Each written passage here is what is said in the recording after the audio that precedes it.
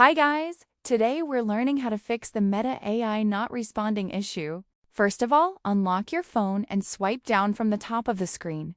Now check whether your Wi-Fi or mobile data connection is stable or not.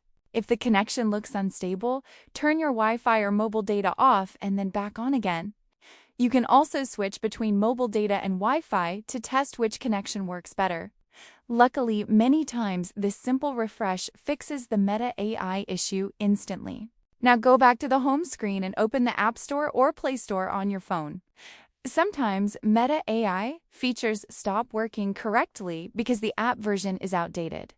So updating the app is a very important step here. Once the store opens, tap on the search bar and search for the Meta app that is giving you the issue.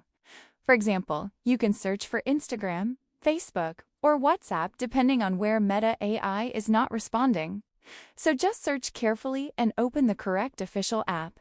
Now if you see the update option, tap on it immediately. If your app already says open instead of update, that means the app is already updated. But if an update is available, installing it can fix bugs and Meta AI response problems very quickly. After updating the app, restart your phone once. Honestly, restarting helps refresh system processes and clears temporary glitches running in the background. So once the phone turns back on, open the app again and test Meta AI properly. Now reopen Instagram, Facebook, or WhatsApp and try using Meta AI again. In most cases, the issue should now be fixed and Meta AI will start responding normally. And if it still doesn't work, you can wait for a while because sometimes Meta servers are temporarily busy. And that's how you can fix the Meta AI not responding issue step by step on your phone.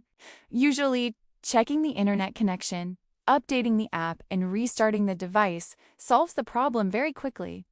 If this tutorial helped you, make sure to subscribe and leave a comment below for more simple and useful tutorials.